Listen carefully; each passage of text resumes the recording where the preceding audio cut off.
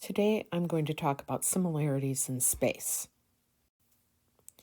First, we should define what a magnification is in space. So if you can imagine that you have a point in a plane, you draw a ray from that center point to the point you want to magnify, and then you multiply that distance times the scale factor r to find its image. In space, it's no different. It's just that now we're dealing with points that are in 3 dimensions. We take our center point, we draw a ray from the center point through the point we'd like to magnify, and then we multiply it by our scale factor. And you can see that I've tried to draw a 3-dimensional image here. Now let's see what they say more specifically. So we're going to let C be a point in space, let R be a positive real number, then the mapping M sub C comma R in space takes the ground set of space and maps it to itself. It's the magnification with center C and scale factor R if and only if the center point maps back to itself. So this point would get mapped back right there. And for all lengths U and all X, such that X is not equal to C, the magnification of X is the unique point of the ray CX, like that, such that the distance between C and the image of X is equal to R times the distance between C and X. The inverse of a space magnification is very similar to that of a plane magnification. It has the same center point, and the scale factors are reciprocals of each other. And it's the same in the plane.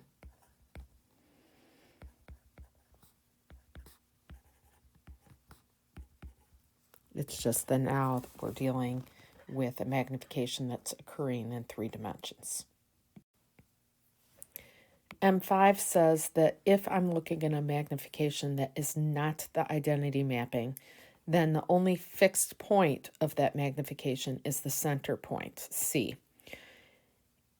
On the other hand, if I find a magnification of space where I find that a point gets mapped back to itself and it's not the center, then I know that that magnification must be the identity mapping. M1 of space says that if I have a point C and a real positive number R, and I'm looking at a magnification of space, and I consider a point that's on a plane pi, then if I take that magnification and look at the image of each point of that plane, then it's the same as the image of the point under magnification in that plane. So in other words, if I take my magnification of space and I restrict the domain to pi, that's the same as the magnification of C with that scale factor in pi. And you read this symbol, hook pi. I'm restricting my domain just to the plane. M4 in space basically says that any line that goes through the center point is a fixed figure. So it says if L is a line such that C is an element of L, and here that center point is C, then I know that the magnification of L is equal to L itself. That is, every line that passes through the center of magnification of space is a fixed figure of that magnification. And you can see that where that would be the case. Every point on this line would just either magnify out, expand out from my center point, or contract in. But in the end, I would be left with that same line, L.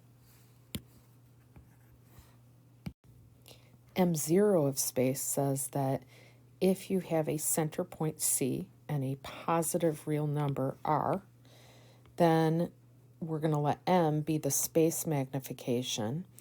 If I know that P, Q, and R are distinct collinear points, then I know that their images are also collinear, distinct points.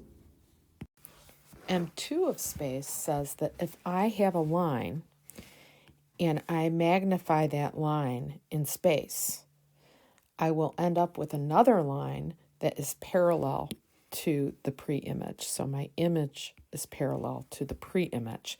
And then further, it says if I look at the distance between P and Q, the distance between the images of P and Q is going to be the scale factor times whatever that pre-image distance was.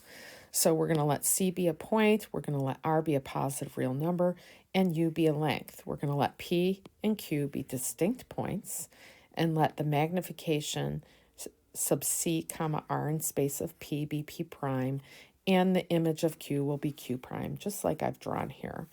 Then the line connecting P prime and Q prime here is parallel to the line connecting P and Q. And the distance between my images is R times the distance between the pre-image.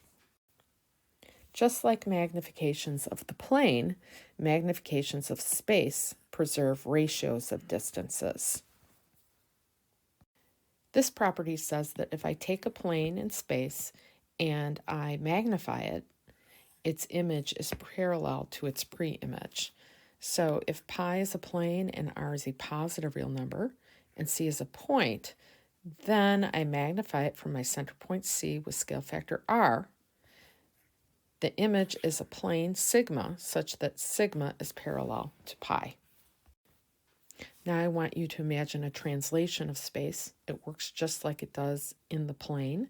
We have a point and we are mapping all the points from one location to the other in the same direction, the same distance. So x would move to t of x.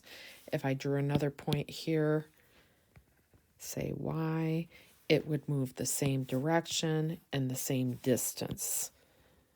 So that would end up over there. And what this says is that if I'm dealing with a translation that's not the identity translation of space, then for all points x, the line that contains x in its image and any plane that contains this line are fixed figures of that translation. So if I have a point and its image and I connect them with a line, that's going to be a fixed figure of that translation in space. But even further, if you can imagine that I am going to include x in its image on a plane, then the plane is also going to be a fixed figure of that translation. This is what the next property of translations in space says. We're going to let t be a non-identity translation of space. So, in other words, all points are not mapped back to itself. Everything is moving in one direction, the same distance. Then for all points x, the line that connects x with its image, any plane that contains that line, which is what we just said, any half plane whose boundary is that line, and any half space whose boundary is a plane that contains that line are all fixed figures of t. So this property is just expanding on what we had just said. I know that my line that contains the point in its image is a fixed figure of the translation. Further, I know any plane that contains this line is also a fixed figure of that translation. Further, I know any half plane whose boundary is that line. Remember, a half plane is just one side of the line. That half plane that contains that line is also going to be a fixed figure of the translation. Any half space whose boundary is a plane that contains that line. So now I'm not just dealing with half planes, I'm dealing with half space, which is just one side of a plane. If that plane contains the line that includes the point and its image, that's also a fixed figure of that space translation. We've talked once before about circular orientation in space. Let's review PQRS.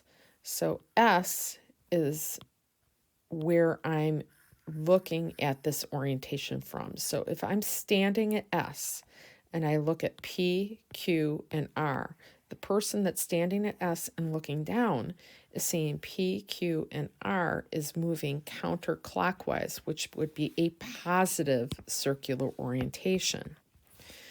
Well, in space, if I'm magnifying, this preserves circular orientation. So if I start with a positive circular orientation, I end with that.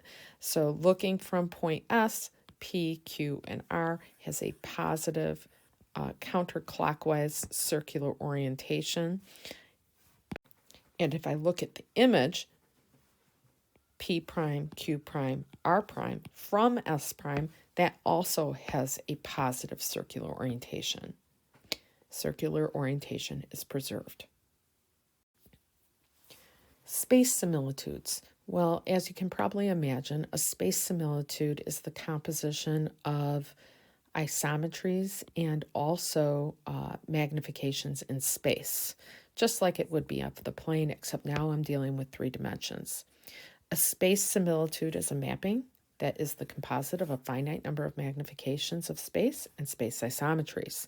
Now, we can say figures are similar in space if I can find a similitude that maps one to the other.